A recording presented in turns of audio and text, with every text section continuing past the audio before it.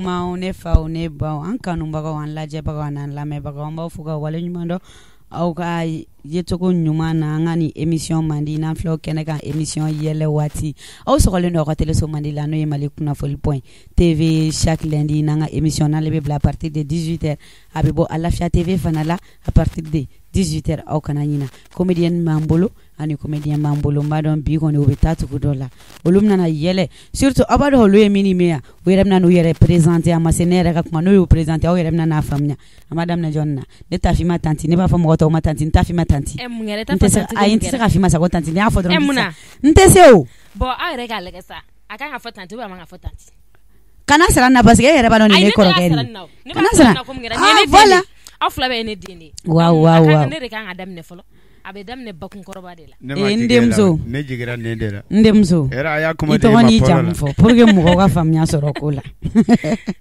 bon ne tɔgɔ ye Adi jamu Adi Maïga e ma dɔn nin y'anw faga ne kun bɛ nin dɔn est-ce que ne kun bɛ nin wele n ka plateau sanfɛ ala masa Adi Maïga yalima comédienne tɔgɔ b'i la comédienne tɔgɔ bɛ i t'o fɔ an ye o comédienne tɔgɔ fɛnɛ de ye Adi donc mɔgɔw b'i dɔn ni Adi ye i m'i tɔgɔ changer ok c'est très bien ça min yɛrɛ y'i ko diya an ye o y'i ka fiɲɛdi ne jama noir ani ɲɛ waso dɔɔni ani yɛrɛ yira dɔɔni i yɛrɛ yira dɔɔni ayiwa i yɛrɛ yira mais i tɛ nin yɛrɛ yira anw na yan i ma ti a ma ti maloya ka fɔ ko maloya sa e ma a bɛ fɔ Mali la ko n'i ma kɔrɔbɔrɔmuso furu n'a ma k'i teri a ma k'i jɛɲɔ ye dɔrɔn i ka ko ma dafa awɔ o Mali jumɛn de Mali bɛɛ an ka Mali kɔni tɛ e ma ye kɔrɔbɔrɔ ni mɔgɔ tɛ jɛ cɛ la o tɛ kɛ o mɔgɔ tɛ kɔrɔbɔrɔmuso ta k'i bɛ dɔ wɛrɛ fara émission la e kɔni ne kɔrɔkɛ i t'i tɔgɔ ni jamu fɔ an ye aw ye n wele aw ka plateau la o diyara n ye kosɛbɛ n b'aw fo ani plateau baarakɛlaw bɛɛ lajɛlen kosɛbɛ ka tila ka foli ɲɛsin an filabagaw bɛɛ lajɛlen ma ne tɔgɔ ye Nantume Noël o ye ne tɔgɔ sɛbɛsɛbɛ ye Nantume Noël voilà n bɛ bɔ Bandiagara comédie kɔnɔna na o bɛ ne wele Bandiagara Petit Dogo Bandiagara Petit Dogo voilà donc e sigilen don Bandiagara yɛrɛ de voilà ne i b'i ka comédie bɛɛ kɛ Bandiagara effectivement d'accord o ɲana an événement kɛ Bandiagara bon aw kɛlen don ka événement dɔw labɛn sisan Bandiagara oui bon an ka événement dɔ bɛ sira la an kun ye o événement baara sigi a sen kan ala ka hinɛ ordinal la min ye n ka idole ye donc ale nana ka fatu ka bɛn o événement c'était wagati ɲɛkɔrɔla la ala ka jɔn donc maintenant an kun b'a fɛ ka hommage yɛrɛ ta ka fara o kan donc ka fila bɛɛ synchroniser a kan ka kɛ le 22 juillet voilà seliba tile sabanan ka bɛn jeudi don ma Bandiagara centre culturel kɔnɔna na i dun tɛ taa ko la pour que i bɛ se ka faamuya sɔrɔ ko la sinon i sigilen bɛ yan nɔ i tɛ foyi kalama i dun ka taa Bandiagara pour que i ka bɔ ko dɔw kalama ne y'o de fɔ a ye i taatɔ tɛ taa ne nin i fɛ i t'a fɔ ko asafurulayi mun y'a se ma mun ye sese ɲɛma ni dako jugu n bila ka taa Bandiagara den wolo k'u ta ka t'u bila ka taa sigi u cɛla ko mun ye n bɛ ale ɲini ka wale ni kɔnɔ n'o bila mobili kɔpuru kɔnɔna la n bɛ taa n'a ye a lamɛn a bɛ ka min fɔ ni ne ale lamɛn dusukasi tɛ ne e tɛ se ka sigi mobili kɔnɔna la n bɛ ne ka fɔ valise kɔnɔ n bɛ bila kɔpuru kɔnɔ ka sɔrɔ k'a bila po duguma saga bɛ kɛ yɔrɔ min i b'a bila yen non a kaɲi ne tɛ den wɛrɛ wolo tugun n bɛ da mɔgɔ fila dɔrɔn ne ka den mun ne y'a ye ne bɛ sɔn ka kasi ni bɛna fɔ ne ma k'ale den ye ne kɔrɔbɔrɔ den bɛ se ka kɛ dɔgɔnɔ ye dɔɔni a dun kɛra yɛrɛ non kana kasi grand sœur kana kasi ok merci beaucoup halisa an b'an kanubagaw fo k'u wale ɲuman dɔn olu minnu t'i sɛgɛn o t'i ɲina an lajɛli kɔ an bɛ foli belebeleba d'u ma yan fu sigiyɔrɔ la n'an ka na n denmuso ɲininka Adi a tɔgɔ in yɛrɛ ka di cogo min na n t'a dɔn mɔgɔ ye n tɔgɔ in denmuso dɔrɔn t'i jaabi dɛ depuis sisan ne ko sisan o kɔni an k'o fɔ k'o b'a la ni ko n denmuso dɔrɔn t'i jaabi ne ko sisan tanti Adi très bien k'i jaabi o la tɔgɔ min ka di diɲɛ kɔnɔ ni ko n denmuso dɔrɔn t'i ni jaabi Fatumata n'a gɛnɛ bɛ o ka Adi mɔgɔ tɔgɔ tɛ yadi adi mɔgɔ tɔgɔ tɛ e puto e tiɲɛ yɛrɛ n'a e ma pipi sɔrɔ n'a e ma najɛnɛ bɛ sɔrɔ n'a e ma patimata sɔrɔ i ma tɔgɔ foyi sɔrɔ wa diɲɛ kɔnɔ kado yɛrɛ fɛ tɔgɔ foyi man di ka ninnu bɔ i ma y'olu fɔ kado yɛrɛ ma tɔgɔ foyi ye diɲɛ kɔnɔ patimata o don dɛ na pipi ne kɔni kamana de kan kana an fiɲɛ fɔ dɛ n'i y'an fiɲɛ fɔ sisan an bɛ bila ɲɔgɔn na i bɛ fɛ k'a fɔ k'anw tɛ se ka fɛn fɔ k'anw bɛ fɛn kɛ pe o tɛ kana an fiɲɛ fɔ dɛ n ti jɛn ayi kana an fiɲɛ fɔ kana an fiɲɛ fɔ adi kan jumɛn b'i da i b'a kan i yɛrɛ ka nisɔndiya n'u a n'a ɲinkisɛ ah bon adi jago k'u tɛ muso ɲɛ kun ne fɛ wallahi o ye tiɲɛ yɛrɛ min ɲɛ kun bɛ waati bɛɛ k'u t'o fɛ fo min nisɔn ka di donc obligatoire an fana b'a essayer ka nisɔndiya waati ok adi an bɛna ɲininkali damadɔni tɛngu i la n'a tɛ k'i ma basi ye a tɛ k'i ma basi ye adi yalima e donna comédie yɛrɛ kɔnɔna na ni y'a san joli ye bon ne donna comédie kɔnɔ dɔnni b'a san 1 sanfɛ waaw dɔnni b'a san 1 sanfɛ yalima i ye formation dɔw suit baara in kɔnɔna na bon ma formation suit a kɔnɔ mun na bon mɔgɔ min yɛrɛ kɛra sababu ye ka ne don comédie la awɔ n'o ye Mohamed Musa Gindo Ronald donc ale de kɛra sababu ye k'e don donc ale de kɛra sababu ye k'an don comédie kɔnɔ waaw ala ka hinɛ la ka yafa k'a ma k'a dayɔrɔ suma a y'an kɔ kiti min na ala ko nɔgɔya ne yɛrɛ e bɛna remplacer n'o de f'i ye i faw ye dɔgɔnɔw de i faw ye dɔgɔnɔya filɛ Ronald de ɲɛn'i ma k'i kala bon si la a tɛ k'a fɔ n ma mama papa n b'a fɔ mama ko papa ko mun kɛra o tɛ n t'a dɔn min jaabi cogo min ok adi yalima i donna nin baara kɔnɔ kun jumɛn yɛrɛ y'a to i ye baara in choisi nin baarabaden in cɛ la bon nin baarabaden in cɛ la ne yɛrɛ filɛ comédie ka di ne ye yɛlɛko fɛn ninnu de ka di ne depuis n fitinin b'a kulonkɛ kɛ waaw fo ka n'a kɛ n ye Ronald ye a b'a kɛ a yɛrɛ diyara n ye a ka humour diyara n ye donc n y'a yɔrɔ ɲini ne bɔra Segu k'a yɔrɔ ɲini Bamakɔ fo k'a ye k'a fɔ a ye waaw a ko ka di n ye bon a ka di n ye ka art kɛ donc a ko problème t'a la a bɛ n dɛmɛ ka art kɛ a se mana kɛ fɛn o fɛn a b'o kɛ n'a bɛ taa art kɛyɔrɔ la a bɛ n wele ani minnu bɛ art kɛ ɲɔgɔn fɛ a bɛ n présenter u la hali n'a ma taa art kɛ n'olu bɛ taa art kɛ u bɛ n wele an bɛ taa kɛ ɲɔgɔn fɛ donc a tora ten n bɛ taa Segu mɛn na ni nana n b'a wele n b'a fɔ a ye n ko n nana donc an bɛ taa ɲɔgɔn fɛ ka n'a kɛ an bɛ taa kuluba ɲɔgɔn fɛ ka ni zɛgɛtɛ ninnu ɲɛ jira ɲɔgɔn na comédien caman quoi donc ne ni zɛgɛtɛ ninnu an bɛ baara kɛ o la zɛgɛtɛ ninnu yɛrɛ n'u bɛ taa art kɛyɔrɔ la u bɛ n wele an bɛ taa art kɛ ɲɔgɔn fɛ donc i donna la tantɔ de yala ala k'a tɔ bɛ nɔgɔya ala k'a tɔ bɛ nɔgɔya an bɛ zɛgɛtɛ yɛrɛ fo ka wale ɲuman dɔn hali sini t'i ɲinɛ a kɔ ka foli belebeleba mɔgɔ ɲɛnɛman don a kɔnɔ jɛlen don kojugu t'a baara kɛ ɲɔgɔn juguya fiyewu a nisɔn ka di bɛɛ kɔrɔ a bɛɛ walayi a ma deli ka di man kɔrɔ tile kelen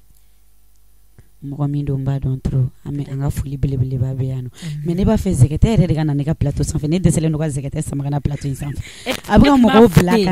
ka mɔgɔw bila ka na mais zɛgɛtɛ yɛrɛ don o don zɛgɛtɛ tɔgɔ bɛ fɔ plateau in sanfɛ nka zɛgɛtɛ yɛrɛ t'i ye ɲɛ la e kun b'a fɔ ne kun y'a fɔ ne sama sɔrɔ a ɲɛnabɔra n mɛnna bon n'i taara i b'a fɔ a ye i kɛ pe i bɛ mɔgɔ b'a la don jumɛn an bɛ tila k'o kuma kɛ o tɛ voilà adi yalima i donnen baara in kɔnɔ i ye degun jumɛn sɔrɔ a kɔnɔ du kɔnɔ ani kɛnɛma i teriw cɛ la bon n ma degun sɔrɔ a la kɛnɛma mais n y'a sɔrɔ du kɔnɔ parce que a kun man di musokɔrɔba ye quoi waaw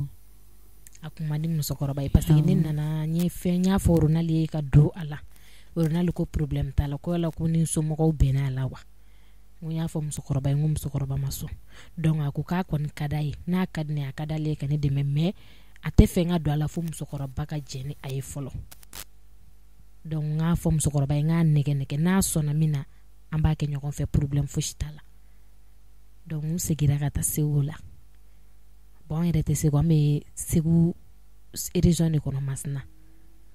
donc n segira ka taa Masinaw la ka a ɲɛfɔ musokɔrɔba ye k'a la faamuya donc ala y'a kɛ musokɔrɔba nana sɔn mais o y'a sɔrɔ n ye vidéo kɛ ka ban quoi o y'a sɔrɔ ne n'ale video kɛ ka ban n y'o video yira a la donc finalement fa nana sɔn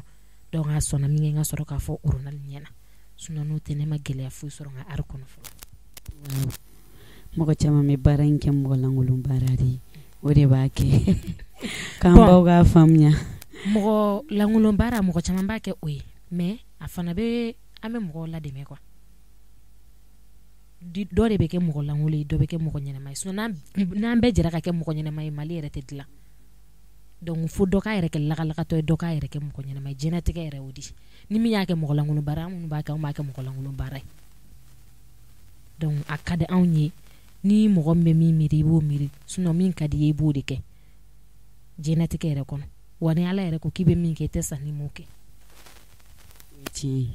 Adi merci ka nin kumakan duman ninnu na a n'a ka sori ninnu a bɛ dɔ faga yan dɔrɔn caméra an ka cameraman n tɛ taa fo n ka taa n'a ka mɔgɔ kelen ye fɛ dɛ Allah ne tɛ taa yɔrɔ si ko ne tɛ taa ni cɛ kelen ye fɛ bon nafa tɛ mɔgɔ min na ye bɔ dɛ a taa ni cameraman ye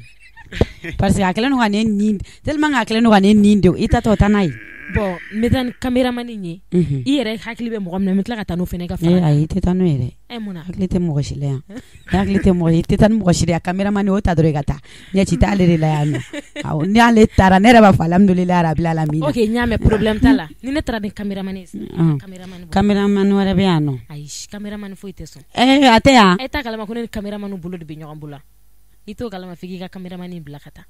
n'i y'a bila ka taa cameraman wɛrɛ tɛ sɔrɔ dɛ fɛn min ne bɛ gɛn ka bɔ ni plateau sanfɛ n sabula ne b'i gɛn n b'i gɛn o bɛ k'a plateau ko yɛrɛ bannen ye mɔgɔ bɛ se ka ba gɛn hali e ka nin gɛn ka bɔ kɛrɛfɛ yɔrɔ dɛ wa n t'a ɲininka bilen yɛrɛ a b'a sigi tantɔ fo ka émission ban n t'a ɲininka o de ka fisa awɔ o de ka fisa ne ɲɛ bɛ min na dɛ nin y'o dɔrɔn i m'a ye a bɛ k'a ɲɛ kɔmiya a bɛ k'a ɲɛ kɔmi a bɛ ka kun min fɛ a bɛ k'a ɲɛ kɔmi ok problème t'a la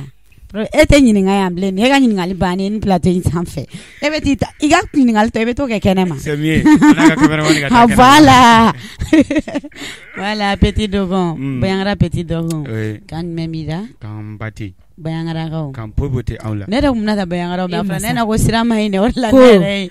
ko kan jumɛn bɛ ko kan poyi poyi tɛ n da o don masa n'o digirila de a b'i sɔgɔ de a buruni kɔ de i y'a tɔmɔ de an y'a jɔ o y'an kuma fɔ cogo di kan poyi poyi tɛ n da awɔ se k'a fɔ ko kan foyi tɛ n da mais kan poyi poyi tɛ n da a y'a ci poyi poyi kɔrɔ a bɛ bɔ cogo min na an yɛrɛ ka fɔ o cogo la a bɛ bɔ cogo min na a tɛ se k'a dabila awɔ an tɛ se k'a dabila fɛn min ma i kan kan i tɛ fara n na i ka sabali e kɔni fɛn kelen bɛ yan diɲɛ kɔnɔ ni n'ale Mali la n'a ne kɛra feereda ye siya bila bɛ yen o kɔni n b'o bɛɛ gɛn pɔrɔpɔrɔ ani bozo ni n'ale fɛn fɛn bɛ yen hali pɔrɔpɔrɔ sɔrɔdasiw ninnu dɔgɔtɔrɔ ninnu n b'u bɛɛ faga wa i b'a dɔn ha kelen t'a fɛn ma bozolamaw yɛrɛ ka fisa n'a kɔrɔbɔrɔlamaw ye e ŋaniya dɔra ka ban n sɛbɛ la e ŋaniya dɔra ka ban e tɛna k'a ye tugun ala ka ne kɛ feereda ye o kɔni banna président dugu Mali kɔnɔ yan i sigi an k'a lajɛ kuma bɛ fɛ an k'a kɛ cogo di i sigi an k'a lajɛ mɔgɔ tɛ voter ni dɔgɔnɔw bɔra k'u jɔ i t'a dɔn ko Mali falen don dɔgɔnɔ dama de dɔgɔnɔw fana t'a dɔn k'u tɛ taa f'u ko présenter nɔfɛ donc o la u bɛ sɔrɔ ka an don o kɔni kuma caman t'a la e kɔni y'an jateminɛ k'a la mɔgɔ min sigilen de dɔgɔnɔ joli bɛ yen mɔgɔ fila e kelen bon ne yɛrɛ t'a dɔn ko ne bɛna mɔgɔ fila sɔrɔ sinon ne tun tɛ ni ne tun b'a dɔn e ye dɔgɔnɔ ye ale fana ye dɔgɔnɔ ye ne tun b'a fɔ ko n ka ɲi aw mɔgɔ fila kana aw ka ko non wala aw feerela ma dɛ aw feerela ma yɛrɛ de Bayangara petit dogo kan jumɛn b'i da kan bate an bɛna ɲininkali damadɔni tɛngu i la baasi t'a la baasi t'a la ok petit dogo nɔ ni yalima ni i san joli ye baara in kɔnɔ ayiwa an kɔni a y'a fɔ cogo min na an mɔgɔ kura don an donna baara la a ma mɛn ne y'a baara daminɛ 2020 kɔnɔna la 2020 kɔnɔ voilà 2019 banna wagati min na ne y'a daminɛ o la sisan san kelen bon o fɛnɛ n'a dafara sisan don m'a faamu san kelen ani kalo damadama voilà mais petit dogo e ma formation foyi kɛ pour que k'i ka baara in a ka bɛ se ka taa ɲɛ i bolo kosɛbɛ cogo min na formation ne kɔni formation ka di ne na hali sini mais ne ma opportunité sɔrɔ e ma opportunité sɔrɔ formation k'a la a tɛ fɔ opportunité sa jama aw tɛ fɔ nin ka fara n'a ye ne ma opportunité sɔrɔ quoi e ma opportunité sɔrɔ e ma opportunité sɔrɔ min fɛn ni ma sabali bɛ k'a muso ye ni ma sabali bɛ k'a muso ye a ka émission yɛrɛ ka ɲi ne bɛ taa sigi a bɔra tɔntɔn na fo kana ka muso ye to ye bani o kana tɛ muso wɛrɛ ta min kɔfɛ da ko ye ayi ne ɲɛ bɛ la cogo min na fɛn bɛɛ bɛ sɔn k'i sigi cɛ kan wale fa ka bɔ a da fɛ bon ni cɛ min taa place don an bɛ sɔn k'o k'olu la dɛ awɔ ni mɛ ni cɛ min b'a place don an tɛ fosi k'olu la mais i n'a fɔ nin n'a ɲɔgɔnnaw quoi ayi dɛ ne kɔni kamana de kɛra ne t'a dɔn Mali na muso bɛ sɔn bon kadɔ muso de bɛ furu kadɔ kɛ ma sinon ne ma siya wɛrɛ ye ka furu kadɔ ma ni n'o ye dɔrɔn ne bɛ jigin o la kadɔ hali n'a siya wɛrɛ a ma na kadɔ muso min bɛ yen a ka ja de n'a y'a kadɔ muso a bɛ yen dɛ nigi miniji wa ni ma dɔn Amérique la nigi minanji an taara États-Unis ne kɔrɔkɛ y'a dan ye dɛ a yɛrɛ ka pɔribu ka ɲi dɛ a t'a kalama wala a t'a kalama ala kama n'i bɔra ka taa dugu kɔnɔ kana fɔ mɔgɔ si ye k'i ye kan mun an t'a fɔ n fa karan bɛ n ba karan bɛ n yɛrɛ karan bɛ kuma bɛ ayi sa a fɔ ko Mayiga dɔrɔn i b'a ye sisan i ka ko bɛɛ bɛ changer n sara kana to n ka sa dɛ e ma ne e kɔrɔbɔrɔ dɛ e nana n'u bɛ ne kɛ kɔrɔbɔrɔ dɔrɔn ne tun bɛ sa sɛbɛla c'est mieux ne kɛra dɔgɔnin cɛ turu e lafiyara petit devant an bɛ segin ka na d'accord an tɛ sɛgɛn an tɛ ɲina an kanubagaw an lajɛbagaw n bɛ foli belebeleba d'u ma petit devant i bɛ opportunité ɲini ka formation dɔw kɛ o fana b'i ka baara in a b'a kɛcogo ɲuman voilà awɔ ou bien e tɛ na Bamakɔ ka caya fana bon ne bɛ na Bamakɔ ka caya awɔ ne ka Bamakɔ nali a fɔlɔ kɛra 2015 kɔnɔna na 2015 kɔnɔ voilà san min na n ye défi sɔrɔ donc n tun bɛ fɛ ka kalan yoba dɔɔni parce que a kun man di n ye ka continuer kalan na n bolila ka na Bamakɔ yan aw yɛrɛ b'a kalama an ka baara bɛɛ wotoro poussé a n'a ɲɔgɔnna ninnu hali ni b'a dɔn k'e tɛ wotoro poussé voilà donc n bɛ wotoro poussé bon ma obligé ka segin ka taa village la parce que vraiment i ɲɛ ni wotoro poussé ɲɛ bɔlen don Mayiga i t'i da bɔ n ka kuma la i t'i da bɔ n ka kuma la a to i bani donc maintenant la mère est obligée donc ne fɛnɛ tɛ ban la mère ka kuma ma kosɛbɛ donc n seginna ka taa donc n continue n ka kalan fɛ o ye envoyé école professionnelle dɔ kɔnɔ n continue avec le dessin bâtiment donc an t'o la n y'a daminɛ ka kɛ ni kulonkɛ ye donc an kun bɛ an ka téléphone bila ɲɛfɛ écran na ka vidéo kuntan kɛ donc an t'o la donc petit à petit an yɛrɛ ma bɔ a kalama ko kɛra sɛbɛ ye hali bi n'an ko k'an bɛ bɔ a ka di dɔw ye u b'a fɔ an ye k'an kana bɔ donc entre temps an bɛ k'an profiter k'an ka kow kɛ mais an ma formation yɛrɛ de sɔrɔ k'an sigi ban kan catiri ka don tan catiri ka bɔ tan donc maintenant an ma opportunité sɔrɔ k'a fɔ an bɛ sigi ban kan ko catiri ka don tan catiri ka bɔ tan mais an bɛ k'an débrouiller k'a kɛ sur le riz bon ne y'an ka événement taabolo ye mais a ka di n ye hali sini k'an auto former ne ma taa k'a fɔ san 2 san 3 k'an sigi ban kan k'u ka ne catiri la former j'ai pas ce courage là mais i bɛ se ka formation kɛ ka sɔrɔ o tɛ voilà les auto formations là je suis disponible hali sini ni y'o sɔrɔ franchement a ka di n ye Ala k'a nɔgɔya amina a bɛna nɔgɔya n'i yɛrɛ courage ta voilà a bɛ nɔgɔya surtout langage min b'i da kɔnɔ nin ye c'est très cool ça voilà petit dogon yalima ye gɛlɛya jumɛn sɔrɔ baara in kɔnɔ du kɔnɔ ani i yɛrɛ teriw cɛ la bon ne ma gɛlɛyaba kɔni sɔrɔ n ka domaine kɔnɔna na n y'a f'i ɲɛna cogo min na an bɛ Bandiagara cercle de kɔnɔ mais an tɛ Bandiagara ville yɛrɛ kɔnɔ donc maintenant n'i ye défi sɔrɔ tu es obligé ka taa Bandiagara ville kɔnɔ wali i bɛ taa yɔrɔ wɛrɛ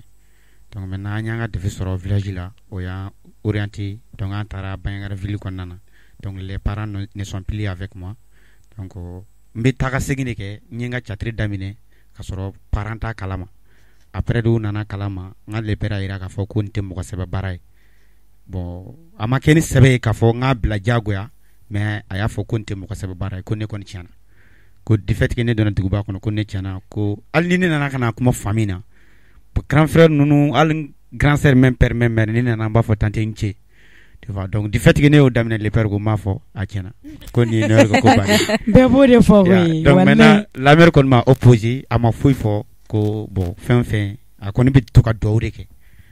donc ne mana fɛn fɛn fɔ la mère yɛrɛ bon la maman elle n'est pas compliquée quoi a bɛ ko faamu kosɛbɛ donc art kɔnɔna na ma gɛlɛya sɔrɔ o ye avec les parents n'i ka kuma tigɛ ni yɔrɔnin na donc la maman n'est pas compliquée donc c'est C'est ton père qui est compliqué. Mais comment tu es flanio?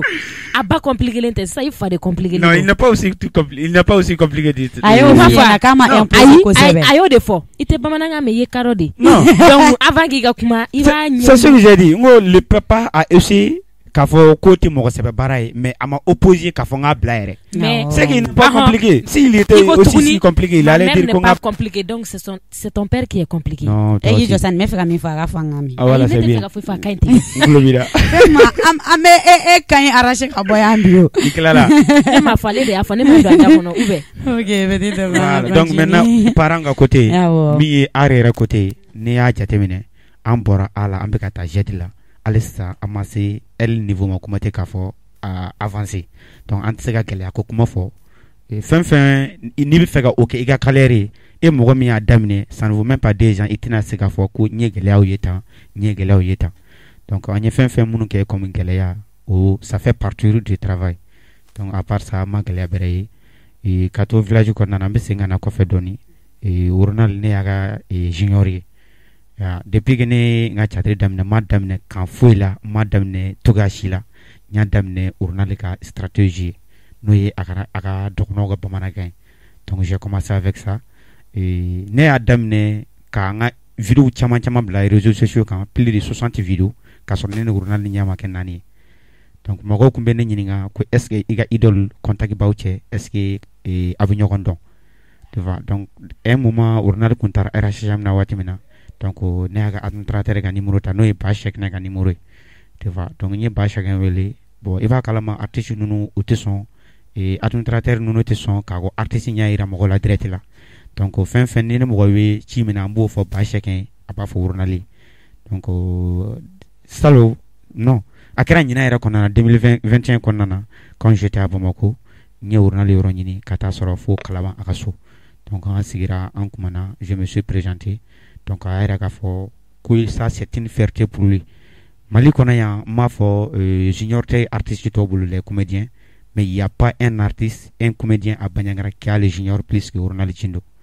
Ronald a plus de 5 ou 6 juniors.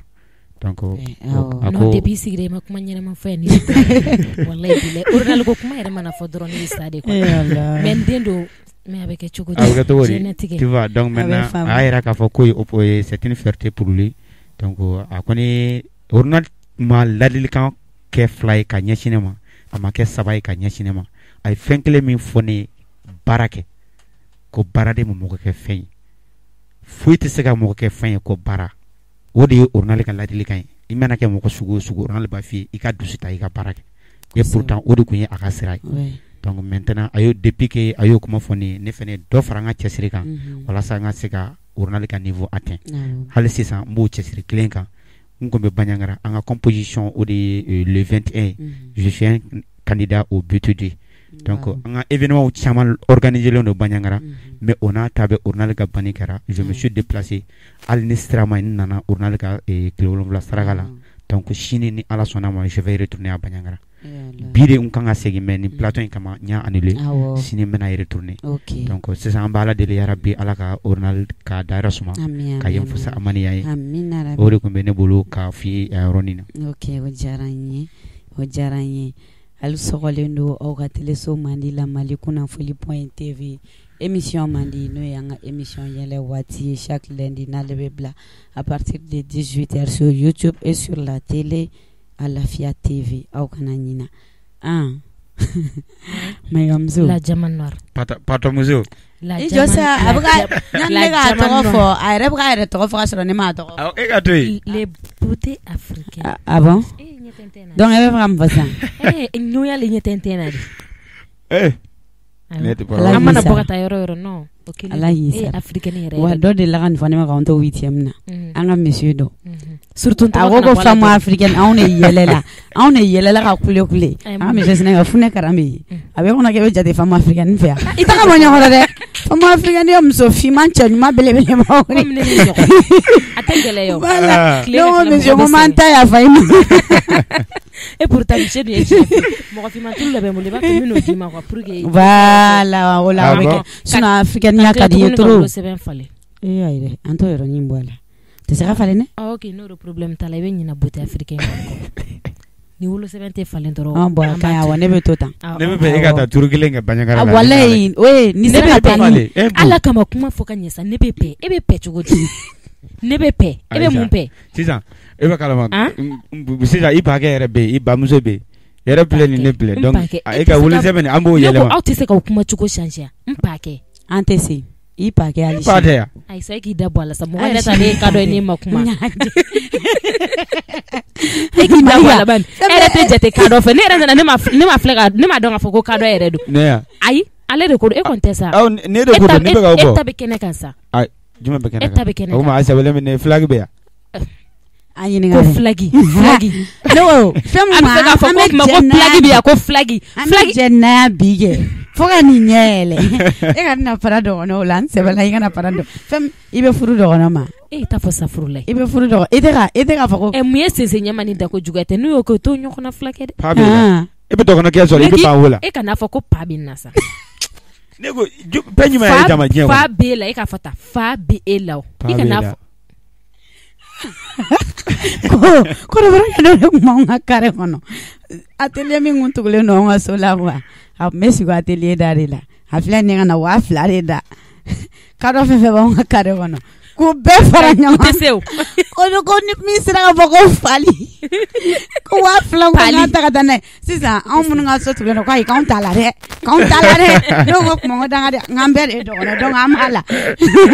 ko anw t'a la ko parce que k'anw bɛ se ka fɔ ko fali minnu tɛ se ka fɔ a taara olu fara ɲɔgɔn kan a ka ca ni dɔgɔnɔ 8 ye n yɛrɛ ye dɔgɔnɔ ye dɛ si ma se ka fɔ ko fali a dɔw ko pali yɛlɛ de bɛ ɲini ka mɔgɔw fara a bɛɛ de ye pali ye mun kɛra an y'a ja ye fara na sa o kuma anw kelen de bɔ kɛ e bɛ ka ɲina ko kayikaw fana tɛ se ka se fɔ k'u b'a fɔ ko zeya i t'o fana fɔ bon tɛ se ka fɛn fɔ an kelen de don wa olu tɛ se ka se fɔ sabula n tɛ fɛ ka dɔ ka biographie kɔnɔ ni ne donna na han i jɛ kana neni yan dɛ biographie o mun ye géographie pas biographie e fa b'e la e bɛ kosɔn dɔ kɛ ne la ne tɛ kuma an bɛ segin ma tuguni aw kana an faga ni yɛlɛ ya kɔrɔbɔrɔ nin dɔn Mayiga yalima i ye nin bɛɛ kɛ baara in kɔnɔ e bɛ na kumakan jumɛn de fɔ i ɲɔgɔnnaw i ni minnu ye catégorie ye baara in kɔnɔ minnu b'i sanfɛ ani minnu b'i duguma kumakan jumɛn b'i bolo k'a f'u ye. Bon kumakan kelen min bɛ ne bolo k'a f'u ye bɛɛ ka courage ta i ye nin ye o i tɛ nin ye o ari bɛ tan o ari tɛ tan o n'i ye fɛn min kanu i bɛ se k'o baara de kɛ n'i m'a kanu mɔgɔw b'a fɔ k'a b'i kunkolo la donc ne bɛ min fɔ minnu bɛ n sanfɛ minnu bɛ n duguma ni minnu ye catégorie ye bɛɛ k'a minɛ i dusukun na mɔgɔw ka kuma tɛ se k'a to ko mɔgɔ bɛ fɛn bɛ b'i kɔnɔ fo n'i ma min minɛ i dusukun na bon minnu fɛnɛ n'a ka d'u ye ka don ari la ka ari kɛ a ka diya i ye quoi diɲɛlatigɛ yɛrɛ la ni baara min diyara i bɛ se k'o de kɛ mais n'a ma diya i ye dɔrɔn i tɛ se k'a kɛ wa hadamaden ɲɔni ka don a la ka di minnu ye ka don a la mɛ min f'u ye ɲɔni ka don a la u k'a kanu fɔlɔ ka don a la sinon n'i m'a kanu ka don a la mɔgɔw b'a fɔ k'a nege b'i la donc minnu fana bɛ n sanfɛ mɛ min sɔrɔ ka f'u ye u ka courage ta anw minnu ye denmisɛnnin ye fana u ka courage don anw na pour que an bɛ se ka taa ɲɛ nin bɛɛ kɔfɛ quoi min kɔni tun bɛ ne bolo ka fɔ. Voilà, merci. Bade quoi. Merci Ani Mayiga. Ne bɛ na n kɔrɔkɛ fɛ yen. Ne kɔrɔkɛ. Ne yɛrɛ kɔrɔkɛ nisɔn ka di. Ala ka n kɔrɔkɛ ɲɔgɔn ala man di bɛɛ ma dɛ. Ne y'aw bɔ. I b'a dɔn ko ni ne bɔra kare kɔnɔ sisan ne yɛrɛ natɔla ni sisan cɛ wari min dira ne ma ni ye n ka saki dayɛlɛ sisan baara de don tellement que nisɔn ka di turu mɔgɔ de bɛ n lajɔ karisa i ka fiɲɛji non i ka fiɲɛji tɛ ne don kana produit mun quoi mun tɛ produit mun walayi bila u bɛ sin ka tɛgɛ don a kunna ka 1000 bɔ ka di yan. Samaramani n'i bɛ k'i ɲɛ waga ko parce que ko wari bɔ kuma de la ne ni 1000 n'i bɛ nin fɛn sɔrɔ dɛ wari ka di e muso ka di e ye mɔgɔ sugu ye i n'i bɔ dɛ. Caméraman ma fɔ k'a bɛ ne ka wari fɛ caméraman ko k'a bɛ ne yɛrɛ de fɛ ɲɔni wari ka kuma ka fɔ caméraman y'a ka fɛ ko kuma fɔ a ye wuli ka taa wari caméraman ka bɔ o fana ye kuma wɛrɛ san tuguni awɔ ok ne kɔrɔkɛ an bɛ na i fɛ yen nɔ ne kɔrɔkɛ k'a bɛ donna nin baara in kɔnɔ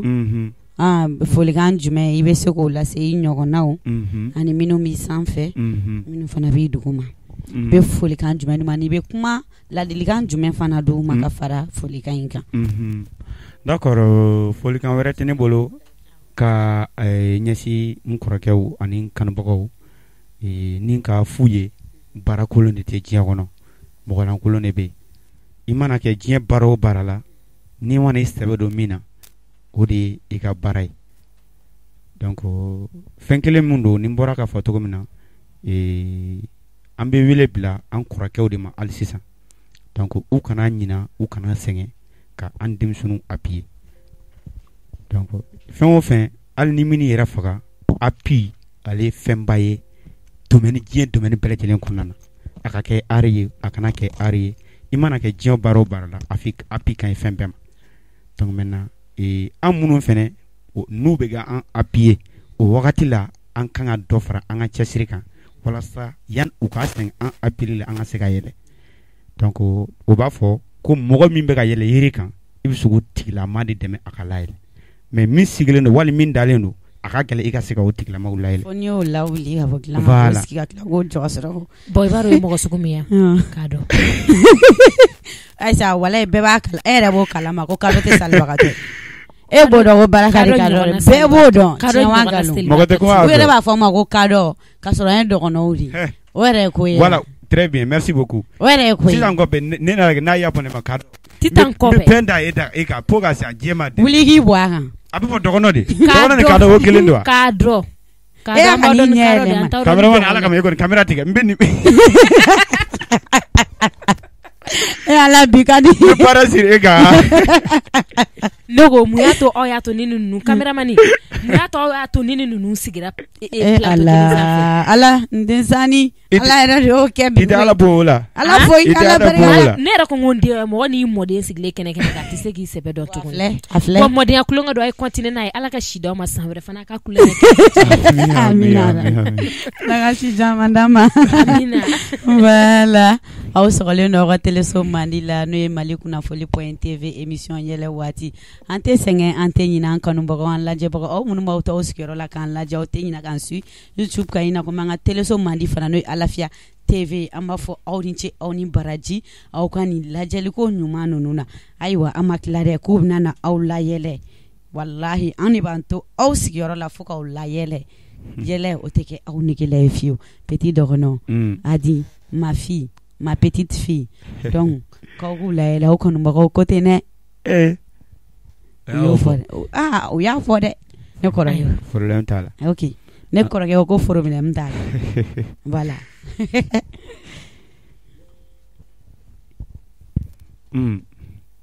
fɛngɛ ni kunu san nana n'a ne ma taa ni poro ni lajɛ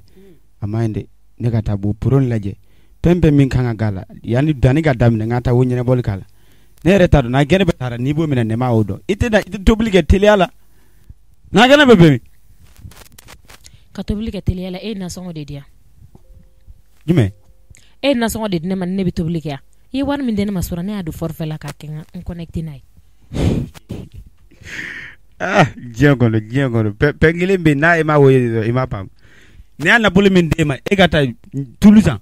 ka pɛn bɛɛ lajɛlen san ka tobili k'a la walasa denmisɛnnin kana na kɔngɔ minɛ e y'a ala minɛ e y'a o don forfait la. I ye wari min di ne ma a tɛ tobili kɛ wari bɔ o de kama ne y'a don forfait la kan. Ne ma kɛmɛ d'e ma. Kɛmɛ de bɛ nasɔngɔ bɔ.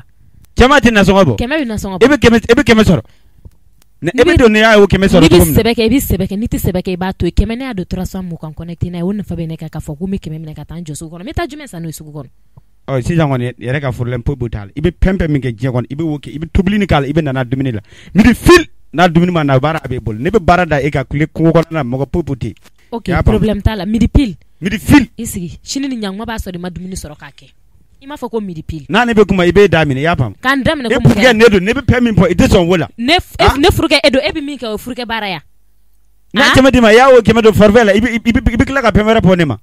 Kana kɛmɛ ko kuma yɛrɛ fɔ sa. Kana kɛmɛ ko kuma fɔ. I bila ka taa pôle nord la i pa kɛ i bamuso fɛn fɛn min bɛ n bɛ ba bila ka taa nord la. Ok problème t'a la yanni ka ne fa ni ba bila ka taa nord la i b'a commencer i yɛrɛ taw la fɔlɔ. Ne tɛ. Jɔn don. Ne tɛ fɛn wɛrɛ fɔ e don ne n'a la kɛ.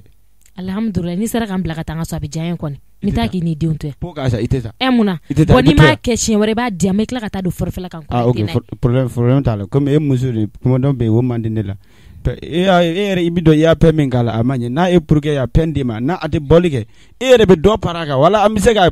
an kana malu amisega demisuru balu chogina iba commencer ni wakilin biyo e kayele na so bi demene no de ka o se ne la teu na o se be ne la ne bo de ma donc ya do ko setie mun ya do taran furu kana bla ere ibido e ke pendando ibi ke de mo walma ibida wo do porbela ibi ne ba do forfela kan connecter nai na jena be fene ite moko pamude jena tegela fen sabade be c'est ça Facebook, TikTok, WhatsApp. Ni ekle kuru ma yela ka doron. Ab ko mi jena tegere tunu. O de ado akye besaro. Ab ke chogodi nam bebe shishi tasma sanfe. Voilà, merci beaucoup. Ninjaraye. Che ma fille. Ite ka fo yaki ye na zongo do forfait la. Na la chete na zongo di ma. Afa yaki ga tike ka do forfait la. Donc na zongo metike ka do Paris là. C'est ça, Paris boirait, c'est ça.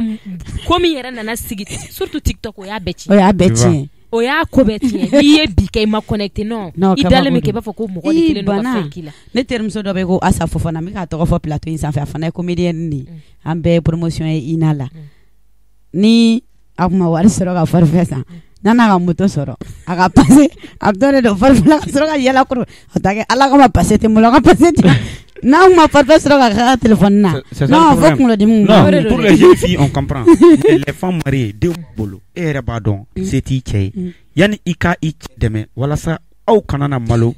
Mais eba essayer ka ich ga wari mi na songa abi dondoni minu dima. Iba essayer ko lu farano ka wala ika TikTok ni fait. C'est pas normal. Ne bolo ni fin muso fulle on be kanga ni fu donc voilà ça ou ka se ka ke client quoi bon en génération do bébé ni banta o de kane donc iba oni amba vérifier ka ba jogo wera tede Facebook TikTok WhatsApp ni kwante lo kan nyo soro ro manga donc iba ono be de furu nyo fe ibe TikTok WhatsApp Facebook ko furu nyo fe ai wa yera donala yera donala parce que ni ma le TikTok adoreti yorore ebe be jenga be na o de itita le oran fo sambe yora jima oran po ebe ta parangele ebe turu efel wanne ma do ebe le wo sambe jeba be ok problème tala era fi abu kuma po tele seng wanne ma do ami bo planto nga directement clinga tala tegela voilà mamza la dien wanni for fa santo law direct di ebe yele drogi jo libenta ebe no bere tanyo kon fe katika su Voilà, dit petit Dogon Banyangara. Ni anga émission là-bas. Amba ufoka wale nyumando. Kanka numbako yere foku wale nyumando. Ole munu tesenga la jella. Au nananga wale jabi anga plateau ka jaranye ko sebe. Surtout ka bayangara taka blabi plateau kama. Nyafe ka tato do bayangara. Itida wala. Ida mo balma mo. Bayangara bayangara muni be kulu chela. Nen ayra dem nata sisa. Ko ngan o songa no ne waro temi flen na nite banyangaro ku niti banyangara ku ble ne ta mina facho banyangoro wa be banyangara ata ni tarana e shini nyona kwa sigibe sega na bla ne betoy jona main imani na sigle do no kan fala o ma asra manau asra mana o inde yamulu kido yiti malheureusement pas damneta ante se ga damnesa ako do fota fodo na kana ko tanti adatu boy alaje tellement ngabe fe ne ka fale ma ko tanti ko ne ka fa ko tanti arjetu na ina alaki na ya boy ma tanti ibe lamina ko ni ka disa tanti arjetu ko abse yere flatter la choko mna kwa da sigile na be yere fondoro ni la nyon fa bi ko na ma do ka fodora fo tanti arjetu chen ore waro ne mna minya ni wole ni afura ne ko fune ko comédien do be aki ko ta plateau ça fait me fa to na jam ni ngal très bien ni ko robaro okay ni ko robaro jam do na wele to ko el bo plateau do do kana sigi ale bo plateau ça fait ube na ibu wosigi kana ne wele wodola cheno netala na boso ni poroboro bina netala poroboro tesa koroboro ay pa poroboro wando go wa argo ne jamne joyi ni adam nanti klala bi adam ne ebziga ata on time for ere atise ka kado kan foko munyasema voilà ne ma misɛnɛ tɛ se o ne bɛ se ka ne ta bɔ ne bɛ se ka e ta bɔ ne bɛna taa diɲɛ yɔrɔ yɔrɔ ne bɛ se ka yɛrɛ bɔ la e filɛ nin e tɛ se foyi la kɔrɔbɔrɔ ka nɔfɛ ta ayi mɔgɔ bɛ ka ne lajɛ i bɛ fɛ ka ne bila Aïssa fitini dɔrɔn fitini dɔrɔn n'an bɔra kɛnɛmana la an b'o bɔ Aïssa fitini ay comme a fɔra yan nɔ de ka ban i bɛ fitini dɔrɔn fɔ fitini bɔ ne grand frère Ronald ya ne dege caman lamɛn ne ɲinɛna de masa Aziburi wari ko donc e tɛ se ka foyi wɛrɛ fɔ n'o tɛ yan ne dan y'o ye wala ko ka wala ne dan y'o ye kuma yɛrɛ banna sisan kɔni ko bɛɛ filɛ nin ye donc u kɛra kɔrɔbɔrɔ ye ka ban o ye kɔrɔbɔrɔ kan fɔ wa an bɛ ka nin kɛ de k'a jira la k'a ayi ka kɔrɔbɔrɔ kan fɔ an tɛ nin fɔli tɛ se ka anw kɛ kɔrɔbɔrɔ ye jɔn ka kɔn i mana kɛ cogo o cogo i ka se ka o fɔ a banna dɛ a banna bon ne de Ronald bolo don ne de tun b'a kala kɔrɔbɔrɔ kan na awɔ ah bon diɲɛ don o don a tun bɛ taa ne nɔfɛ ne b'a kala a tɛ se ka minnu fɔ ne tun b'olu sɛbɛn ka d'a ma bolo Ronald il est très intelligent que toi parce que a ye i ka doniw ɲini ka fara a bɛ kɔrɔbɔrɔ kan fɔ a bɛ dukɔnɔ kan fɔ et toi e mo i m'o sɔrɔ ne se k'o fɔ ne se k'o fɔ a banna il est intelligent que toi dɔw yɛrɛ n'u bɛ ka jam fɔ sɛɔ dɛnɛ janga kalom ne tile bina tarata ye sini aw tɛ sira la ɲaw min fɔ aw ni ala cɛ olu ni ala cɛ anw bɛ dɔgɔnɔ ka mɛ ŋɔ hali tu kuma kan ne kana gana wa dɔ bɛ min fɔ ko kelen bɛ ka kari fara ko bɛɛ b'a fɔ sɛɔ dɛnɛ a ye sira la ɲaw an to ala voilà Adi nin tun y'an ka émission laban ye an bɛ émission kun cɛ an b'a fɔ an kanubagaw ye ko bye bye an ɲɔgɔn wɛrɛ bye bye